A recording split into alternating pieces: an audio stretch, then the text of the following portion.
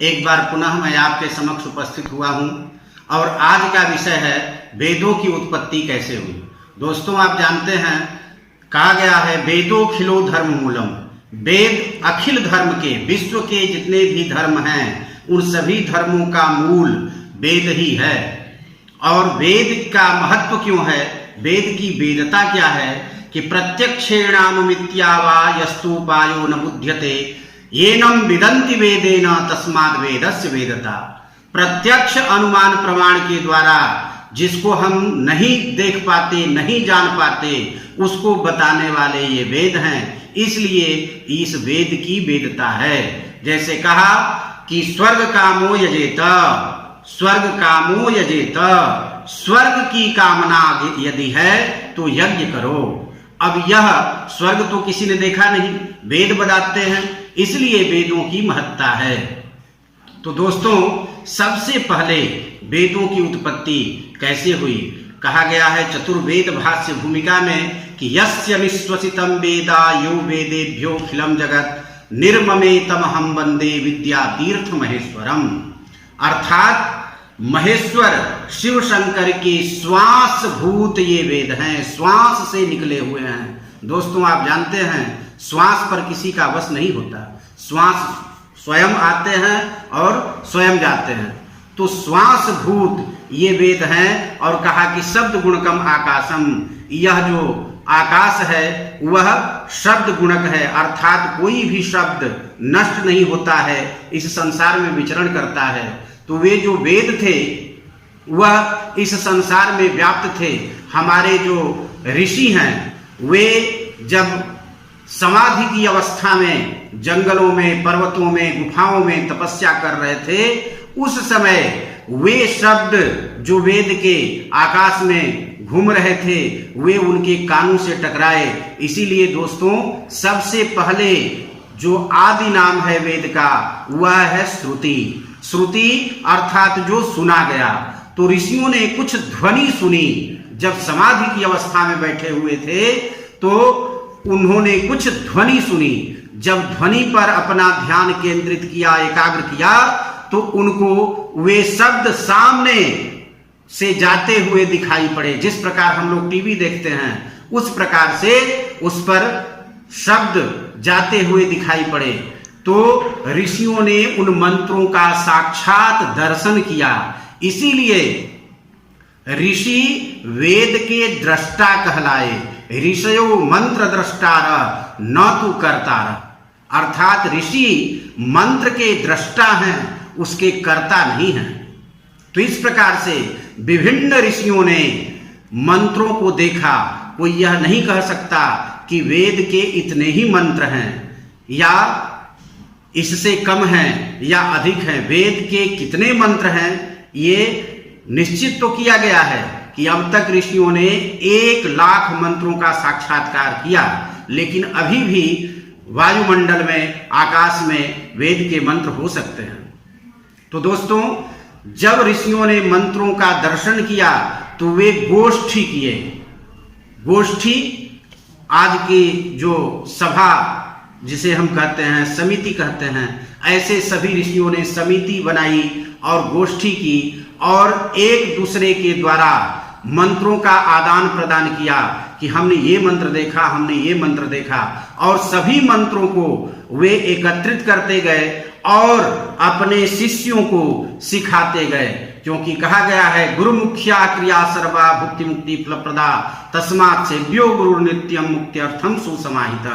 ऐसी कभी कोई क्षण नहीं रहा, ऐसा कभी समय नहीं आया जिस समय गुरु और शिष्य की परंपरा न रही हो। तो यह जो वेद का ज्ञान है वह गुरु परंपरा से प्राप्त हुआ है और इसका कोई आदि नहीं है, अनादिकाल से चला आ रहा है। इसीलिए हमारा जो धर्म है उसे सनातन धर्म भी कहते हैं, क्योंकि यह कभी भी विच्छिन्न नहीं हुआ, कभी टूटा नहीं, ये परंपरा अनवरत चलती आई। तब ऋषियों ने धीरे धीरे उसको तालपत्र पर लिखना शुरू किया और कहा जाता है कि जब कृष्ण द्वैपायन महर्षि वेद व्यास का प्रादुर्भाव हुआ सत्यवती और पराशर के गर्भ से, तो इन्हें साक्षात नारायण का ही अवतार कहा गया। और इन्होंने जो वेद तो 4 थे, लेकिन चारों मंत्रों का जो रहस्य है और चारों वेद के जो मंत्र हैं एक दूसरे में मिले हुए थे। तो वेद व्यास के 4 शिष्य हुए, पैल, वैशंपायन, जैमिनी और सुमंतु। इनकी अलग अलग रुचि थी। जो पादबद्धा मंत्रा ऋचः, जो छंदोबद्ध मंत्र थे उसको ऋग कहा गया, ऋग अर्थात ऋग्वेद। और गद्यात्मको यजुर, जो गद्य परक मंत्र थे उसे यजुर्वेद कहा गया।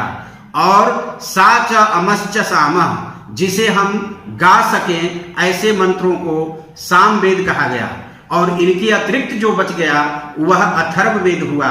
इसीलिए इनको वेदत्रयी भी कहा जाता है।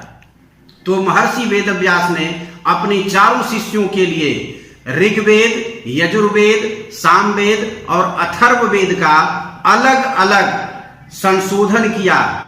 इस प्रकार जो पादबद्ध मंत्र थे अर्थात छंद परक मंत्र थे उनको एकत्र रखा और उसको ऋग्वेद नाम दिया। और जो गद्यात्मक मंत्र थे उनको दूसरी जगह रखा, उसको यजुर्वेद नाम दिया। और जो गान परक मंत्र थे उसको तीसरी जगह रखा, जिसे सामवेद नाम दिया। और इस प्रकार से यह वेदत्रयी बना।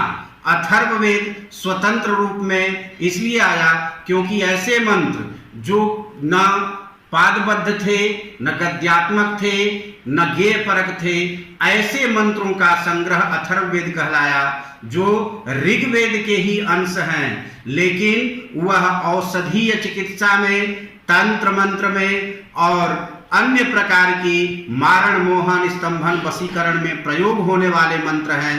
उनका एकत्र संग्रह करके उसको अथर्ववेद नाम दिया।